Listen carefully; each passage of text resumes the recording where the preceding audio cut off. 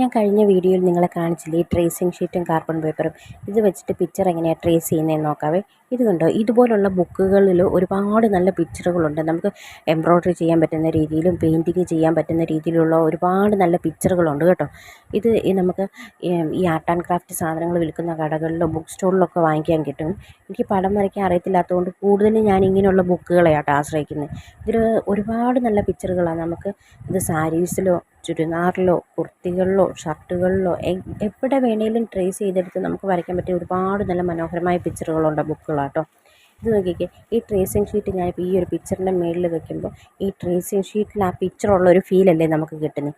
അത്രയ്ക്കും ട്രാൻസ്പെറൻ്റ് ആണ് ഈ ട്രേസിംഗ് ഷീറ്റ് എന്ന് പറയുന്നത്. നമ്മുടെ ഒരു ബട്ടർ പേപ്പറിൻ്റെയൊക്കെ ആ ഒരു ലുക്കാണ് കേട്ടോ ഈ ട്രേസിംഗ് ഷീറ്റിന്. എനിക്കൊന്ന് ബട്ടർ പേപ്പറിനെക്കാട്ടിലും കുറച്ചുകൂടെ തിന്നാന്ന് തോന്നുന്നുണ്ട് ഇത് ഈ നമ്മുടെ ട്രേസിംഗ് ഷീറ്റ് എന്ന് പറയുന്നത്. ഇപ്പോൾ നോക്കിക്കഴിഞ്ഞാൽ ഞാൻ ഈ ഒരു ചെറിയ ഇമേജ് നിങ്ങൾക്ക് ട്രേസ് ചെയ്ത് കാണിച്ചു തരാവേ.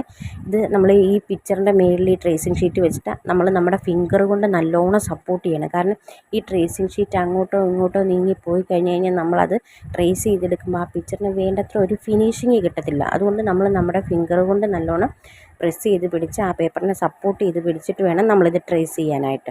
ഇങ്ങനെ ട്രേസ് ചെയ്തെടുക്കുമ്പോൾ നമുക്ക് നല്ല ഫിനിഷിങ് കിട്ടും. ഇതിപ്പം നിങ്ങൾ നോക്കിക്കഴിഞ്ഞാൽ ഞാനിതിപ്പം കംപ്ലീറ്റ് ട്രേസ് ചെയ്തു കേട്ടോ. അതുകൊണ്ടേ ആ ബുക്കിലുള്ള അതേ ഇമേജ് തന്നെ നമ്മളിപ്പം ഈ ട്രേസിംഗ് ഷീറ്റിലുള്ള പിക്ചറിലേക്ക് കൊണ്ടുവന്ന് അതേ ഇമേജ് തന്നെ ട്രേസിംഗ് ഷീറ്റിലോട്ട് നമ്മൾ ട്രേസ് ചെയ്തെടുത്തത്. ഇതിനി നമുക്ക് ക്ലോത്തിലോട്ട് ട്രേസ് ചെയ്തെടുക്കണം. ക്ലോത്തിലോട്ട് ട്രേസ് ചെയ്തെടുക്കാനായിട്ട് നമുക്ക് നമ്മുടെ ക്ലോത്തിൻ്റെ ഏത് ഭാഗത്താണോ നമുക്ക് ഈ പിക്ചർ ആവശ്യം ആ ക്ലോത്തിൻ്റെ അതേ ഭാഗത്ത് കാർബൺ പേപ്പർ വെച്ചിട്ട് അതിൻ്റെ മേളിൽ ട്രേസിംഗ് ഷീറ്റ് വെച്ചിട്ട് നമുക്കിത് ട്രേസ് ചെയ്തെടുക്കാവുന്നേ ഉള്ളൂ കേട്ടോ. അപ്പം നിങ്ങൾക്ക് തോന്നും എന്നാൽ പിന്നെ നേരിട്ട് ഈ ബുക്കിൽ നിന്ന് ഇത് ക്ലോത്തിലോട്ട് ട്രേസ് ചെയ്താൽ പോരെ, അതിന് ട്രേസിംഗ് ഷീറ്റിൻ്റെ ആവശ്യമൊക്കെ ഉണ്ടോ, നമുക്ക് നേരിട്ട് വരച്ചെടുക്കാവുന്നതല്ലേ ഉള്ളൂ തോന്നും.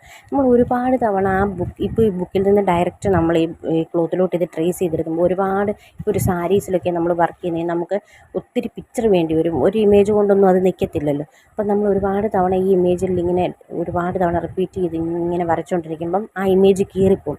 ഇതുപോലെ ട്രേസിംഗ് ഷീറ്റിൽ വരച്ചിട്ട് നമ്മളത് ചെയ്യുവാണെങ്കിൽ ആ ഇമേജ് നമുക്ക് ആ ബുക്കിൽ അത് സേഫായിട്ട് കിട്ടുകയും ചെയ്യും. ഈ ട്രേസിംഗ് ഷീറ്റിൽ വരച്ചെടുത്ത ട്രേസിംഗ് ഷീറ്റ് കീറിപ്പോകാതെ സേഫായിട്ട് ഇരിക്കുമെന്നല്ല, ട്രേസിംഗ് ഷീറ്റ് കീറിപ്പോകാനൊക്കെ ചാൻസ് ഉണ്ട്. എങ്കിലും നമുക്ക് വേണ്ടുന്ന ആ ഇമേജ് നമ്മുടെ ബുക്കിൽ സേഫായിട്ടിരിക്കുമല്ലോ. അതുകൊണ്ടാണ് നമ്മൾ ഈ ട്രേസിംഗ് ഷീറ്റ് യൂസ് ചെയ്യുന്നത്. അങ്ങനെ ഒരു ഉപകാരമായിട്ട് ഇതിപ്പോൾ നോക്കിക്കാൻ ഞാനിത് നമ്മുടെ ക്ലോത്തിലോട്ട് ട്രേസ് ചെയ്ത് കഴിഞ്ഞു.